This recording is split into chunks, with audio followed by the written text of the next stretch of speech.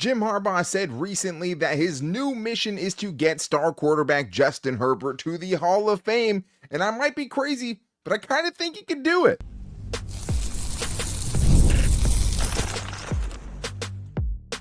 You are Locked On Chargers, your daily podcast on the Los Angeles Chargers. Part of the Locked On Podcast Network, your team every day. What is up, and welcome into the Locked On Chargers podcast. I'm your host, Daniel Wade, joined as always by my co-host, David Drogemeyer, and we've been covering the Chargers now for 9 seasons, but this is our 7th year as the host of the Locked On Chargers podcast, bringing you your team every day. Thank you to the everydayers out there for making us your first listen. To make sure that you never miss the show, go subscribe or follow for free on the Locked On Chargers YouTube channel and listen wherever you get your podcast from. David, what do we got today? Well, Daniel, Coach Harbaugh said that he wants to get Justin Herbert to the Hall of Fame. We know how great of a quarterback from a statistical standpoint that Justin Herbert is, but we also know that stats are not everything. Even when it comes to the Hall of Fame, an individual accolade still requires that you have postseason success. So winning and winning a lot is going to be one of those keys to getting Justin Herbert to the Hall of Fame. And then Coach Harbaugh also gave us a little bit of an insight on what the offensive line might actually look like, no matter what the smoke screens out there might have led us to believe. And then we're going to get into what we think are the projected starters on offense and defense heading into training camp. Yeah, and we'll do more, a full depth chart show later on at some point, but we want to talk about who going into camp will be the starters and then who could potentially push them and how quickly maybe some of these rookies can get on the field. But David, it starts with the biggest news that came out last week. Jim Harbaugh appearing on the Rich Eisen show and saying this, when asked a question about Oronde Gadsden II, he said, basically, we basically wanted to get Justin Herbert weapons. He said, I woke up the other day and I said, I got to get Justin Herbert to the Hall of Fame. Must get Justin Herbert to the Hall of Fame. And good. This is what the goal should be. This is a challenge, a mission that is worthy of not just the quarterback he has and trying to do it for him, but also for a coach of Jim Harbaugh's caliber. This is something you can tell, his midnight epiphany was telling him, hey, this guy obviously has Hall of Fame talent, and it's my job to make it so that his career doesn't go by the wayside, and we end up thinking, man, that guy was pretty good, but he just never could win those big games and it never translated to that postseason success. And Jim Harbaugh is telling you, I'm going to make sure he gets that. I'm going to make sure that the entire league knows that Justin Herbert doesn't just have Hall of Fame talent, but Justin Herbert can be a Hall of Fame player. Yeah, because we know when we watch Justin Herbert every single day, we watched every single snap of Justin Herbert's career. We know that he can do things that other quarterbacks simply cannot do. But also we know that Justin Herbert, unfortunately, has not won a playoff game up to this point in his 5 seasons that he's been in the NFL. I mean, that's just the fact of the matter. But I also truly and firmly believe that for the first time since probably Marty Schottenheimer, the Chargers finally have a legitimate head coach that you can believe in. When he says things like this, we believe it, and we believe that there's a possibility that it can happen because he has already won at the highest level of college football. He's been on the brink of winning a Super Bowl. He has that believability, that track record, because it's rooted in success. So I firmly believe that Jim Harbaugh absolutely is the right man to get not only Justin Herbert to the Hall of Fame, but the Chargers that first elusive Super Bowl victory. It's their best chance since Marty, and it feels like that way for sure. He's also in a division with, 4 Hall of Fame coaches in it between him, Pete Carroll, Andy Reid, and Sean Payton. It's not going to be easy to do, but he is okay putting it out there. And I think that's just the cool thing with Jim Harbaugh. Is just like, he says the things you don't hear people say. Find another quarterback or coach that's saying, hey, I'm going to get my quarterback to the Hall of Fame. It doesn't happen. So for him to have that kind of confidence in him, his ability to kind of put his name on it, and also the thought of, okay, well, I'm not worried that I'm putting too much pressure on my quarterback by saying this. Like, there's a lot of things he's telling you there, including, I think, that he's in it for the long haul, right? And he's trying to do something that is going to create a sustainable winner, a team that can be there year in and year out contending for a Super Bowl. And that is what we've seen them try to do. This is a much deeper roster than any roster we've seen in the Tom Telesco era. They hit a couple of these rookie draft picks. We're looking at easily the best roster that Justin Herbert has had. That is how they've done it, and also without taking the big swings in the win now kind of moves that could jeopardize potentially building something that's more sustainable. And they showed us this year, they found one of the biggest problems was he doesn't have enough weapons. Now, we're going to get our future Hall of Famer a lot of weapons. So he has as many weapons at his disposal as he possibly can. At the same time, David, Phillip Rivers had a lot of the things that Justin Herbert has right now. Passing yardage records, touchdown records, right? Most passing yards in the first 5 seasons, lowest interception percentage, most completions. But he never got the one thing, and that's what he was always known for. So one of the things that Jim Harbaugh says in this on Rich Eisen, hey, that means probably a couple Super Bowls, some hardware to bring home as well. And truthfully, in this era of quarterbacks, unless he gets the big one, it's going to be really, really hard for him to get into the Hall of Fame. It truly is. And one thing that I mentioned earlier is, even though the Hall of Fame is an individual accolade, it's something that, you yourself, your performance through your career, like that's supposed to be what dictates your entry into the Hall of Fame, being one of the greatest players of your era. But that's just not simply what it is anymore. That's just not how it's measured. That's not, that's not going to get it done. It's just not. So a part of that resume, it almost requires that you win a championship. And, if you win a championship and you have the all the numbers and the accolades and statistics that Justin Herbert has accumulated and seems to be on that pace, if he's able to continue to stay healthy to rack up, then it's a shoo-in automatic guarantee that he gets into the Hall of Fame. So I think, Jim Harbaugh understands. He knows that it doesn't matter how many crazy seasons that Justin Herbert has, how many touchdowns, how little interceptions. It doesn't matter if you don't have the hardware to tie it all together. And that's where it comes into being so important that, if we really want to get Justin to the Hall of Fame, those championship rings have to accompany it. And he also just said, and that makes kind of everyone's career look different, right? You get a couple Super Bowls, that's a huge kind of resume builder to everyone that's on the roster and changes the legacy of not just the quarterback, but of a bunch of different players. And his obviously own. Saw it with Phillip Rivers up close and personal. But I think at the end of the day, when you're talking about this era of quarterback, and we're talking about Justin Herbert in his career having played against Tom Brady and Drew Brees and Patrick Mahomes and Josh Allen and multi-time MVP Lamar Jackson. Yeah. What's going to come down and separate these guys is going to be the championships. And that is, at the end of the day, when Patrick Mahomes has been hoarding all of them, something that if you get a couple in this era is really, really going to stick out. But at the same time, they're trying to build a winner around him, and no wonder Jim Harbaugh thinks he can do it. He made it to 3 straight NFC championship games with much lesser quarterbacks than Justin Herbert. He lost the Super Bowl with a much lesser quarterback than Justin Herbert. He knows he has a quarterback that's good enough. You have to put the team around him, and Justin Herbert doesn't ever have to be the best quarterback in the league for this team to win a Super Bowl, right? Everyone gets so caught up in where he is on the list and where he ranks. If he has a good team around him, he doesn't have to be the best quarterback in the league. But when the lights turn bright, you can do anything around him you want. Justin Herbert, if you want to be in the Hall of Fame, when the postseason comes, you got to be a Hall of Fame player. And that's not what we've seen so far from him in the playoffs.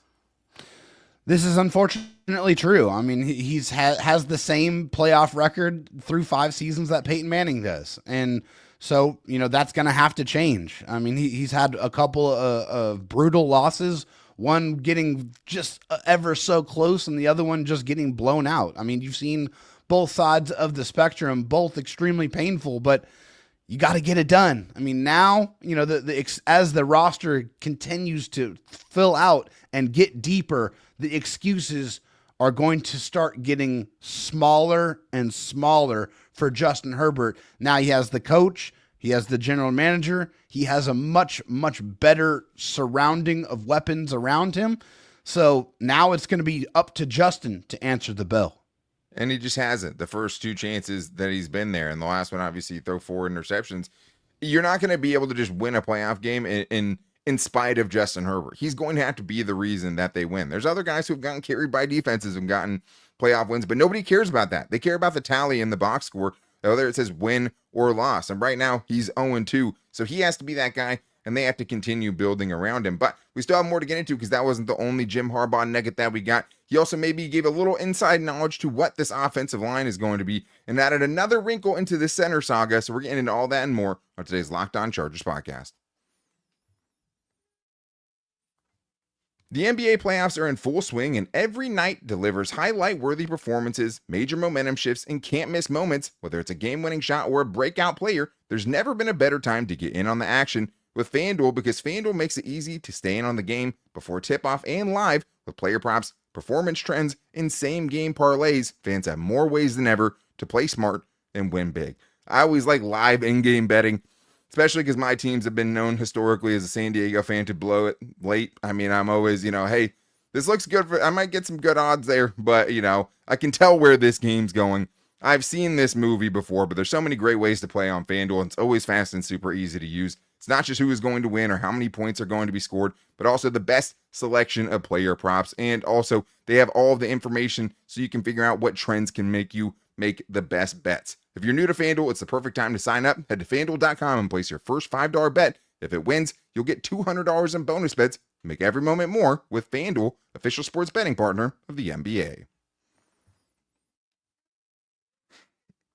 David, let's talk about the other little tidbit we got from Jim Harbaugh on the Rich Eisen show when he was talking about just his roster, his offensive line, and how they plan on protecting Justin Herbert, because that's one thing we didn't talk about is if you want him to get to the Hall of Fame, maybe help him last to get there, maybe keep him healthy enough to get there is part of it. But it was very interesting because when talking kind of aloofly about what the offensive line is and his thoughts about the offense, he mentioned Bradley Bozeman. He said, our captain, our center, Bradley Bozeman. So obviously we're all going to take that and run with it because it's been such a weird offseason. And part of the reason that, they've kind of said they aren't really addressing some of the needs we hoped they would address is because the secret plan is to actually have Zion Johnson play at center.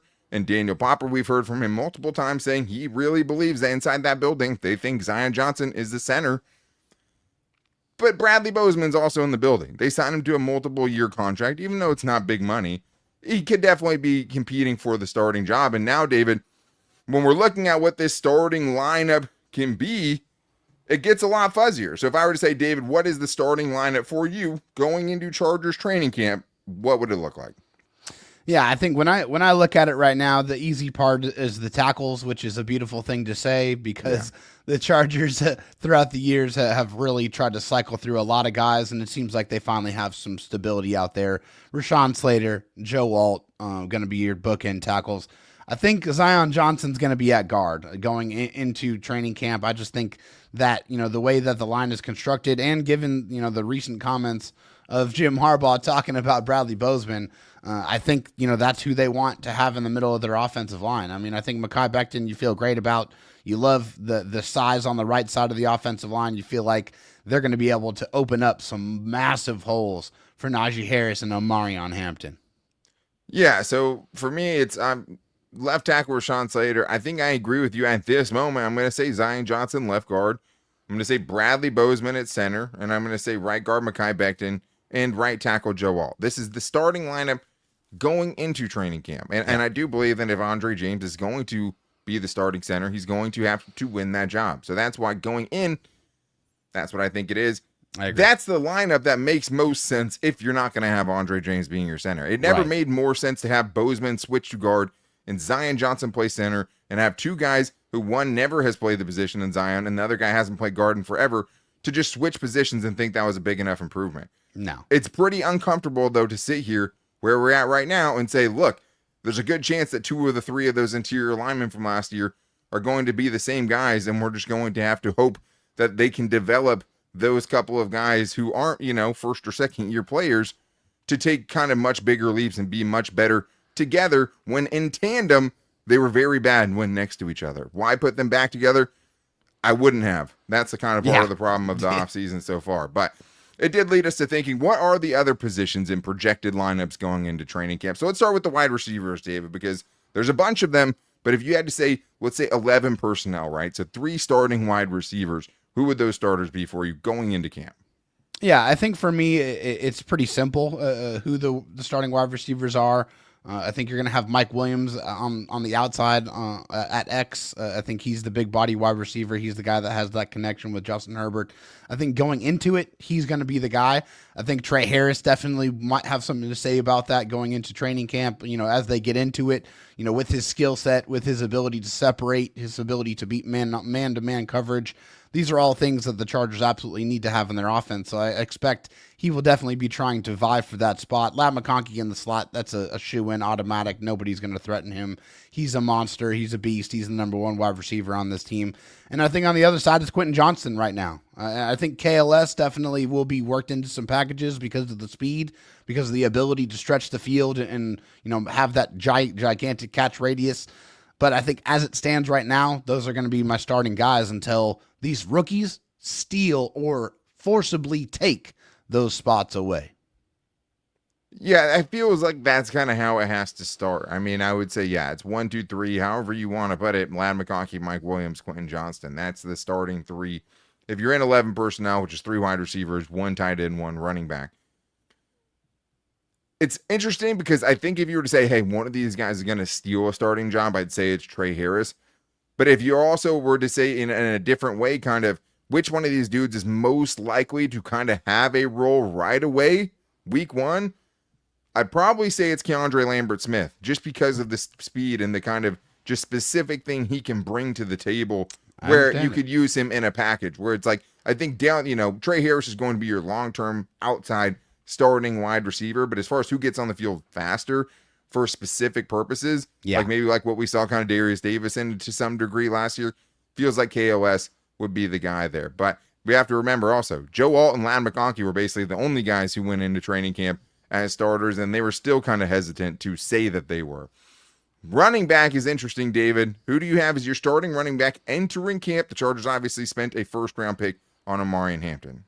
Yeah, I mean, they brought in Najee Harris to be the bell cow back, to be the guy that's going to get the majority of the carries, at least to start out. I feel like even going into the season, I just don't think there's anything Omarion Hampton's going to be able to do to supplant him to start the season. I can definitely see a world somewhere in the middle of the season where he starts cutting into those snaps a little bit more, definitively. But as of right now, I think it's going to be Najee Harris. Yeah, I think in the preseason it'll be hard to kind of take away who's going to get that first handoff from Justin Herbert in week 1 in Brazil, right? I do think, though, that, who is going to start going into training camp, who is going to start into the season, who is going to get the most carries are different things, right? Because I do think that Omarion Hampton will eventually kind of take over as at least the lead ball toucher in this backfield. Probably a different way to phrase that. Probably at least, the guy who gets the most carries, the guy who gets the most touches in the Chargers backfield for sure, just because of the kind of explosiveness and also the physicality that it brings to the table. Because it's not like when he comes on the field, you're losing a ton of physicality. But I do agree that it is Najee Harris going in. I wouldn't be surprised if it's, hey, let's use the kind of tread on Najee Harris this year. Let's ease Omarion Hampton into things. But when the moment's big, when we need something to happen, it's going to be the guy who's best fit, the most talented guy, is going to be on the field. And it'll be up to kind of Omarion Hampton to kind of gain the trust and do the little things as a running back you need to do to get on the field early. But one more position here, David, offensively, the tight end position. And this one was a little interesting when I dug down into it. Assuming we're going a 1 tight end formation, who do you think is the starting tight end going into training camp? That's a really good question when you phrase it that way. Honestly, I think it's going to be Tyler Conklin. And the reason why is because he just offers, he's not anywhere close to the same type of blocker, obviously, that Will Dissly is, but he's competent. He's a not competent as bad blocker. As Hayden Hurst, though, either. No, right? He's not at all. So he's a guy I think you can put on and keep on the field a little bit more. And you already know he's extremely reliable as a pass catcher. Very, very strong hand. So I think from that perspective, I think it's Tyler Conklin. It's interesting because obviously Will Dissly is the incumbent. He was the guy that had a career season last year. He's also the go of that playoff game just because of, the dropped interception, dropped ball that turns into a pick six, big drop on, I believe it was 2nd and 19. That would have basically, brought up a first down and a chance to get into the end zone. The reason it's interesting, David, is because we know how bad Hayden Hurst was last year. Yeah. Hayden Hurst actually outsnapped Will Dissly in the first 4 games of the season. I don't really remember it that way, right? Because, I mean, Hayden Hurst was borderline invisible. Yeah. But in the first 4 games before the bye week, Hayden Hurst outsnapped Will Dissly in every game, and we know he was a much worse blocker. So I think that means there's a very good chance you see a path to Tyler Conklin getting a ton of snaps. Maybe Will Dissly goes into training camp as that starter. Once the season starts, though, I wouldn't be surprised. I mean, if it's closer than maybe I thought it was a couple of weeks ago and they have a lot of Tyler Conklin on the field, and I think probably leaning more into 12 personnel, which is what they did earlier in the season last year, but didn't have the actual weapons to threaten anybody when they did it. But we still have more great stuff to get to because we have to talk about every starter on the defensive side, including the defensive line. Will it be a Jamari Caldwell that gets the start going into training camp, given his big giant size? We're going to talk about all that and more in today's Locked On Chargers podcast. Say goodbye to sticky notes, scribbled plans on the fridge, and overlapping calendar invites. The Skylight calendar is here to bring clarity to the chaos and help families stay organized without the stress. This sleek digital display syncs with your existing calendars, Google, Apple, Outlook, and more, making it simple to track appointments, practices, dinners, and reminders, all in one easy-to-see place. The Skylight calendar has been so helpful for me, specifically with the baby, because now I really can't imagine going back to the way I had it before. There's no question now about, okay, when did the baby get her last bottle? When does she need her next bottle? When does she need her next nap? I really credit it with so much less mental clutter than I had before. And it'd be crazy to think my life without it now because of how much it's already helped me out. But one of my favorite features is the ability to color code what is on the calendar. So I know, hey, this is something dad is supposed to do, and the other is something my wife is supposed to do. So it's really great to have that. But right now, Mother's Day is coming up, and Skylight is offering our listeners $30 off their 15-inch calendars by going to skylightcow.com/NFL. Go to skylightcow.com/NFL for $30 off your 15-inch calendar. That is skylightcal.com/NFL. David, we still have more projected starters to get into because we talked about the offensive side of things where maybe a little bit more clarity. Obviously, there's some positions on the defensive side. It'd be hard to see anyone taking Khalil Mack's starting job this year. But there's some very interesting, I think, battles and kind of who's going to start for the Chargers on the defensive side of things. But thank you guys, as always, for making us your first listen. If you need a second listen, make sure to check out Locked On NFL Scouting. The draft is over, but roster moves and news never stop, and hosts Kyle Krabs and Joe Marino make you the most informed NFL fan this offseason. Find it on YouTube and wherever you get your podcasts from.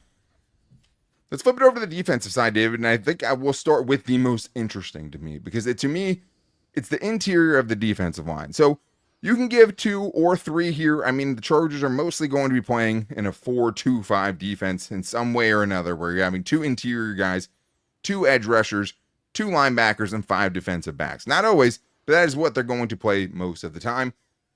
Well, let's start with the defensive front, David, the interior defensive linemen and the edge rushers. I think we can say pretty easily the edge rushers are going to be Tuli Tuipulotu and Khalil Mack. The interior, though, it'll be kind of interesting to see who those 3 starters are once going into training camp. Yeah, it is. I think there's 2 guys for me I feel like are definitely going to be a part of it, and they're going to get quite a bit of snaps, and it's Tier Tart and Otita Obonya. I think those are the 2 guys that you're going to see quite a bit on the interior. I think Deshaun Hand and Naquan Jones are going to rotate in.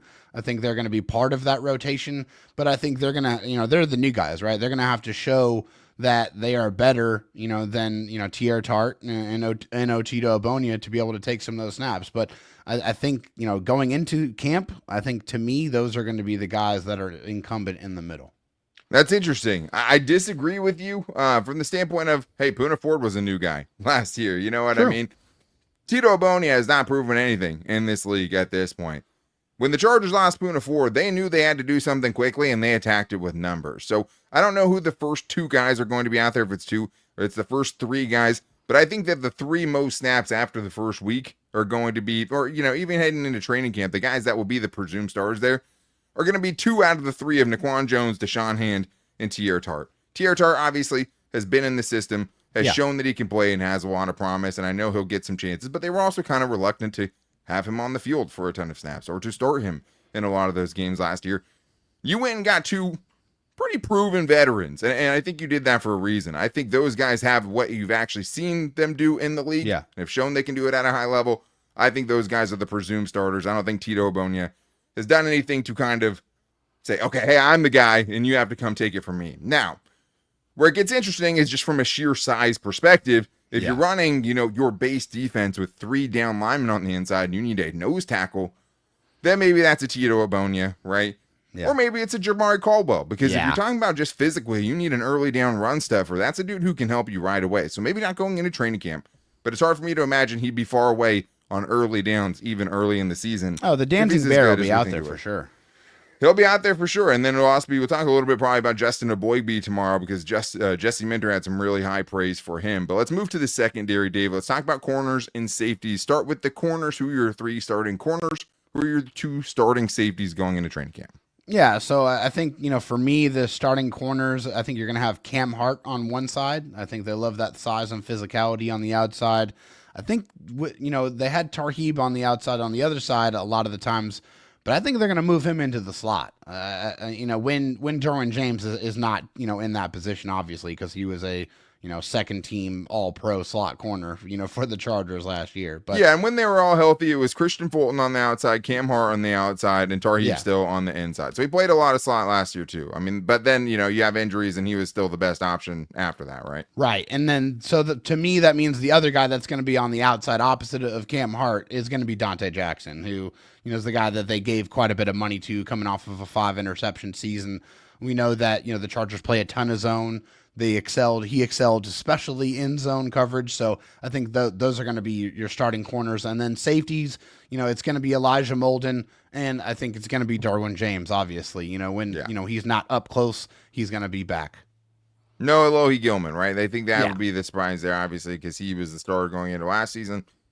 I think for the safeties, the hard thing is like all 3 of them are going to play a lot. Right. And they used a lot of 3 safety looks, especially when Derwin went in the slot, and they like to have 2 guys back there they can trust so that they can move Derwin around. So you paid Elijah Molden starter money. He's going to be a starter for you, and he was just the better player of the 2 of them last year. The corners, I agree with you. I think it's Cam Hart, Tarheeb still, Dante Jackson. I think the interesting thing becomes, hey, if you're running 2 corners out there, if you're in a base formation, is it Tarheeb still that moves out to the outside and pushes Dante Jackson to the bench? Or is Tarheeb more in that just slot role? So I think for him, it'll be a lot about... That is going to be interesting. Getting the tackling part of it down, getting the angles down, and kind of finding, hey, we still want you to be really aggressive and go for as many balls as you can, but secure the tackle while you're doing it. Make sure that, you're not turning a bad play into a terrible play. Because as many exciting plays as we had, I mean, there's 3 plays off the top of my head where I have a Tarheeb still either missing containment or missing a tackle, and it turning into either a very long touchdown in the case of Mike Evans, or just a really explosive play down the sideline, one of which he went and chased down himself too. So good effort. Sure. But I think those are the guys, that would be starting going into training camp. Let's do the last one here, David. Linebacker. Going into training camp, who are your 2 starting linebackers? Yeah, I think this one's going to be quick and easy. Going into it is the phenom Deion Henley at one spot, and then it's going to be the old man, Uncle Denzel Perriman's going to be the other linebacker right there next to Deion Henley. I know the Chargers want Junior Colson to be that guy to pair with Deion Henley, to have 2 young, very athletic linebackers that can roam the middle of that defense, but it's going to be up to Junior Colson to take Denzel Perriman's job and take him off the football field. So going into training camp, those are my top 2 guys at linebacker. Interesting. Well, the way you said it, I thought we'd have for sure the same answer. We don't. I have it as Deion Henley and Junior Colson. And I think the thing is, for me, is I don't think it's going the same way in your head as it is in my head. In my head, it's they want Junior Colson to be that guy no matter what. He is going to get every opportunity to do that. He is going to go into training camp as the starting linebacker next to Deion Henley to make up for some of those missed snaps he didn't have with him last year. And if your plan is to have him paired with Deion Henley, give him as many snaps with Deion Henley out there as you possibly can. You just got to earn it for me. You just got to earn it. Yeah, I understand that. But at the same time, like Denzel Perriman, right? Like, obviously, he's there. You know what he is. That's not changing. You know exactly what he brings to your defense, and you know what his limitations are. Sure. Junior Colson, I think, it would be more damning if Denzel Perryman starts week 1 for me, not training camp for me, because I think they have every intention of going out there, giving Junior Colson this starting spot. Doesn't mean he's not going to have to earn it, because there's 2 veterans that are going to be nipping on his heels the entire time, and I think they will play the best player. Sure. But I think they're going to give him every chance to do it, and he's going to have to be the one that just takes a firm grasp of it and doesn't get it taken away. So I think we're thinking along the same lines as far as kind of how it'll play out, but I do think going into training camp, they're going to let him be the starter. It's his job to grab a hold of it and keep that starting job, because they know they have guys behind him that can play and have played in this defense. But who knows, right? That's why we're projecting it right now in May. So we'll see what happens. It'll, it's going to hit like crazy. Well, once we get that first practice report, oh my God, did you see the first? Bradley Bozeman was playing left tackle at the first Chargers mini camp, and then we'll be imagine the hysteria to freak out about that, right? So there's so much still to come, but I think that's kind of our best guess at it right now, and I think that should be pretty close to what happens unless there's additional signings that we don't know about yet. But thank you guys, as always, for your patience. It is your team every day. We wanted to be here yesterday as much as we could. We tried to. David got his carbon fiber internet cord cut in half by his neighbor. So we tried our best. We tried hotspots. We tried everything we could. But of course, it is your team every day. We'll be back with you guys tomorrow with Buy or Sell Wednesday. We're getting into the biggest Charger storylines and overreaction. So make sure you guys hit us up for that at Locked On LAC, where we will put a post out on Twitter, on Instagram at Locked On Chargers, where we will put a post out, and also on our Locked On Chargers Facebook page. We will also put a post out on YouTube where you guys can ask or get your buy or sells on there. Or you can call into the voicemail line at 323-524-7924 and give us your 30-second Chargers buy or sell, and we will do our best to get it on the show. But a lot to get into tomorrow, including, should the Chargers maybe trade it back in round 1? Could Justin Eboigbe have a leap in year 2? So much to get into, so little time, so make sure you guys are back here tomorrow. But until then, take it easy and go Bolts.